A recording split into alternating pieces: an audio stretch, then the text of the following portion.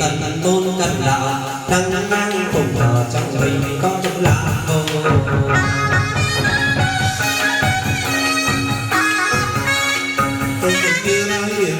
Khai thần nhượng chiếu quang minh, thần nhị thinh thánh, thần khẩu năm số, thần thượng ngôn tử, thần tâm hoan hỷ, thần thúc dòng bộ hành, vâng nhàn thập lửa khai quang chư ma văn.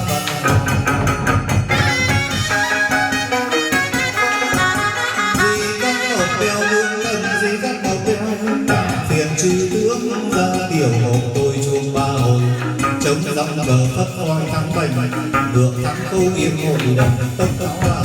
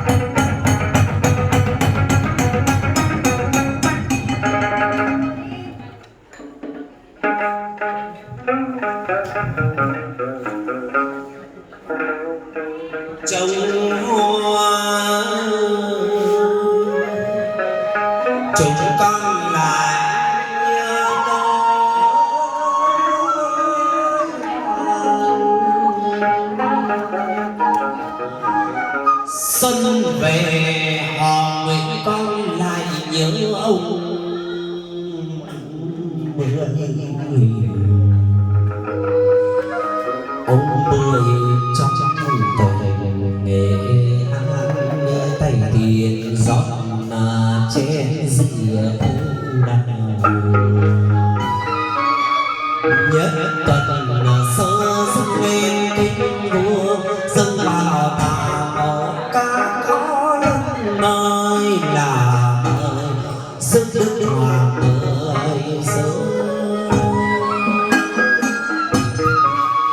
Quỳnh chuốc chén rượu nhị tuần dâng lên kinh mẫu cán o dâng vào là rước quan hoàng người sơi sơi rước quan hoàng sơi tay tiên giọt chén rượu tam bôi dâng lên kính vua dâng vào hạ mẫu đề các lâm ơi là đời sức đức con người sống các o dâng mời là đời sức quan hoàng người sống.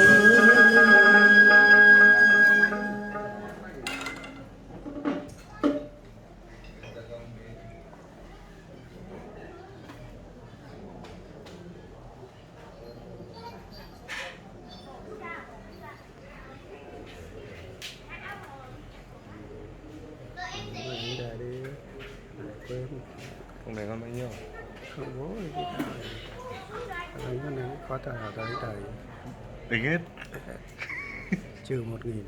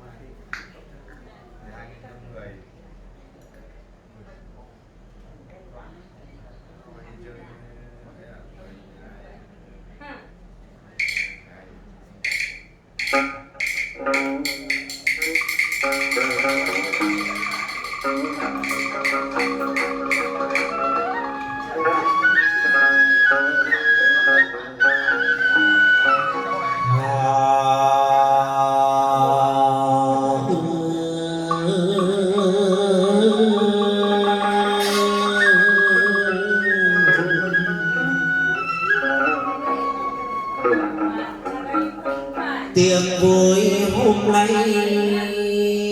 đón rước ông Mười về,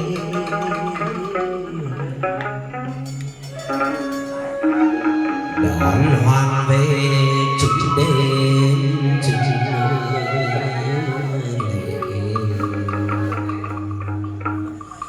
ông Mười chứng tâm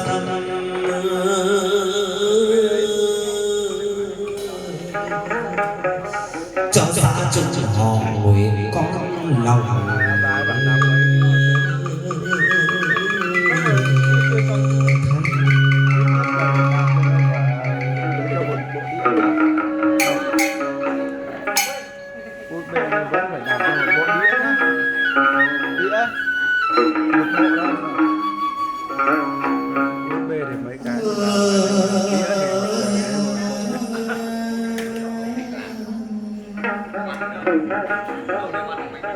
xưa giảm chân trần tới xưa nề vâng lệnh vua tế hệ đô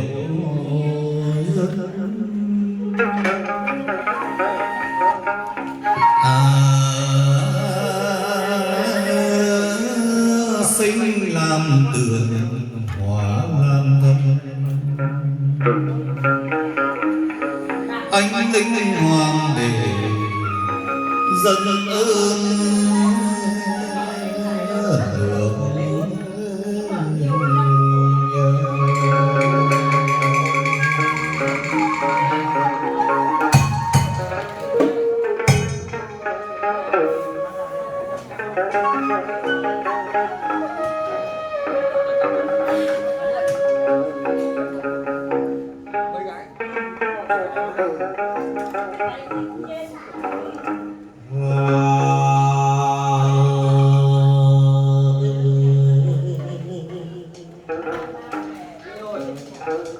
hoàng về chính tâm tiếp lộc cho đấng ông Mười đồ cho xa chung nhà họ nguyện câu linh ước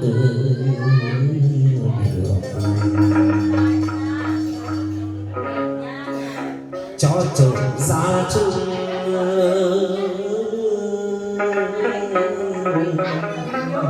trên phần dưới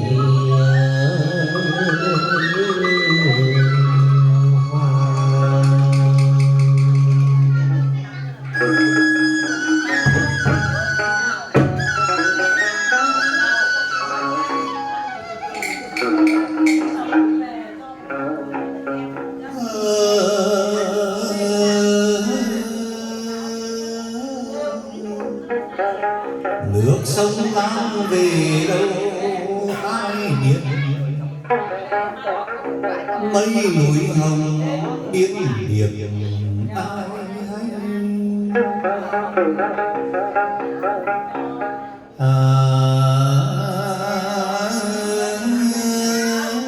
bóng quang hoàng thập thiên thánh chúng dân nước Việt đêm ngày khói nhang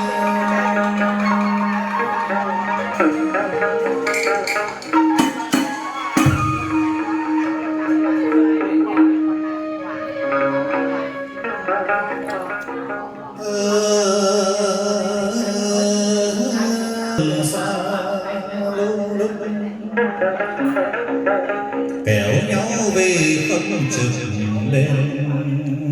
quang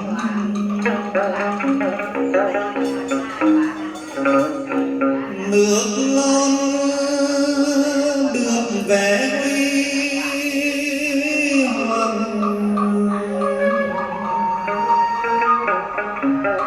nước non đường vẻ huy hoàng cùng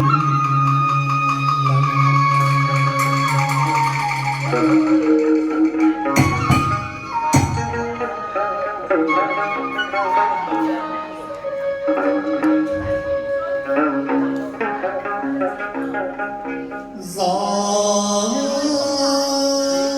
đông về mưa xuân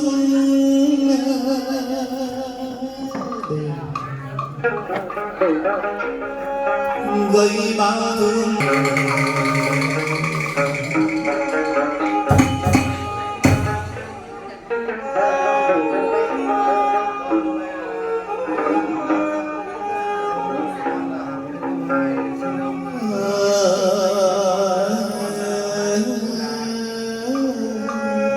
mây xanh vờn quanh làm giàu xứ nghệ quê hoa quê cỏ tốt tươi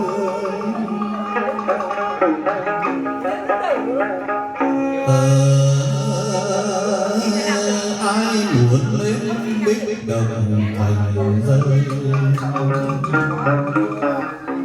thì vô sự tới nơi đèn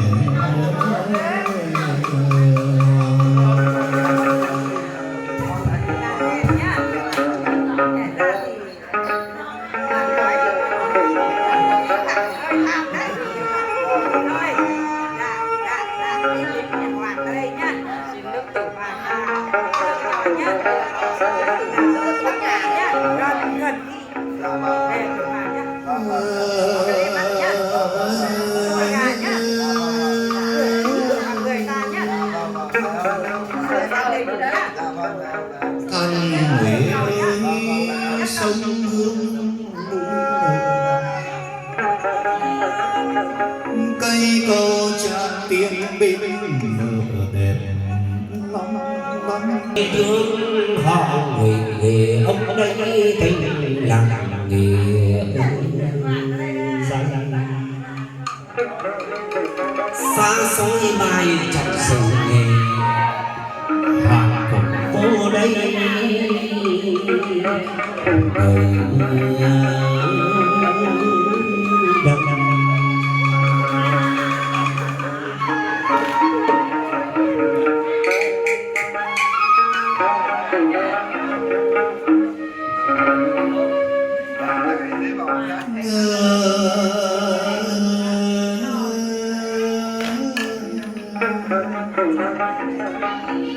ai vô sự nghề nhớ về đêm qua thắp một tuần nhang tưởng người anh kiệt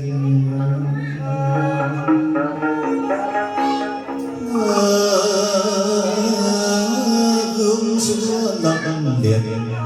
vắng vỏ ai đó yêu nước thương dân quyết bảo vệ sơn hà cho dân no ấm cho nhà được bình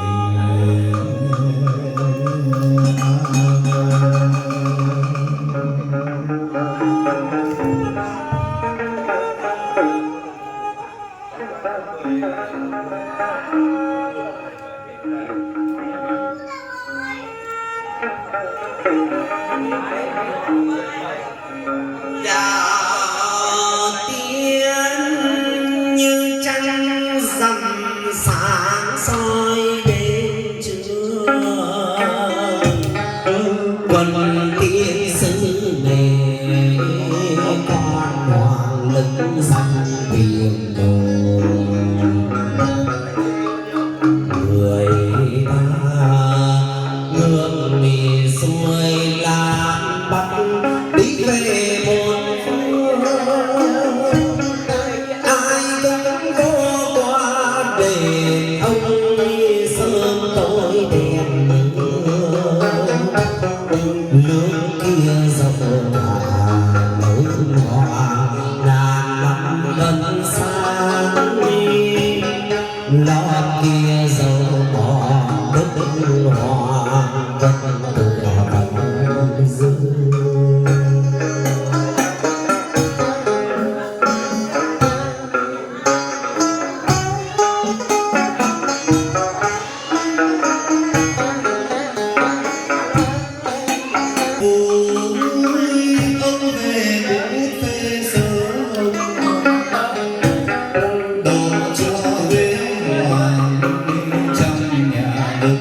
tươi màu hồng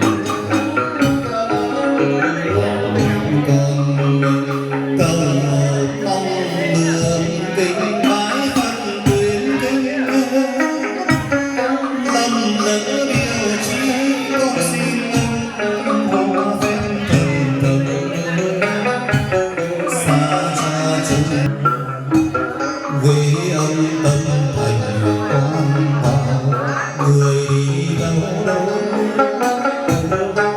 độ cho thế hoa bốn mùa vạn sự hạnh thông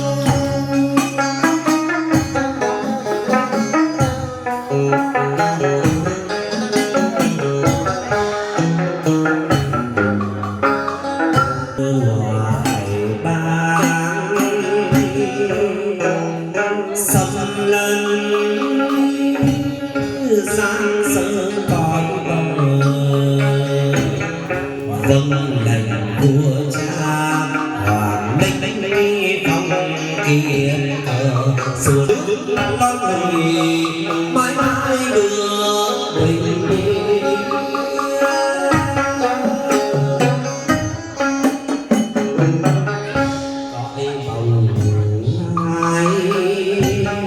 Chợt nghe câu nói về ông tâm này vâng lệnh vua cha hoàng xuống qua cõi trần vâng lệnh mẫu vương hoàng giáng lên xuống đồi hoàng về đây ngàn hoa thơm ngát hương khói quyền bay dẫn ngài hoa khách lắc chuông bay khoác áo hoàng bào.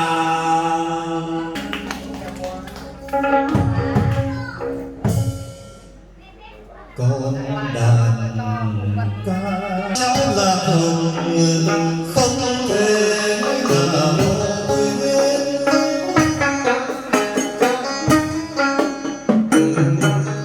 bên dòng thuyền lại xuôi mãi sóng xô hai xuôi về phương nam mãi hoa lăng vàng hay về thế nam lễ ông quang hoàng xin dừng chèo hoa làm ơn cho nhắn đây mấy lời ca hạnh vân tiêu thúy ca trước thanh hoàng mãi mãi đẹp cả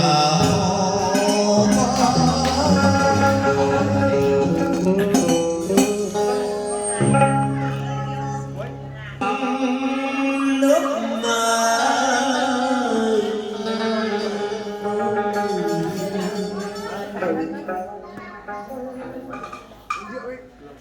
hương nắng bay trên đồi tôn kính đến tận bần lòng hoàng người thấy lư danh sáng soi muôn đời dần người có giữ trời buồn dần bắt trong làng công thờ hoàng cho lo nước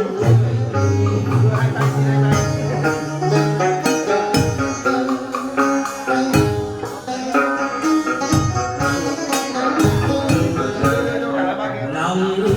hoàng thương đồng lòng còn nhiều gian nan lắm đi mưa không lệ xin hoàng về trực tâm họ nguyện lo tập tự theo cánh nhà nồng con đường về xứ thiên đế cho sống lâu giàu bền lòng vô nhi hoàng mười họ nguyện con cung kính nhất tâm xuân thiên các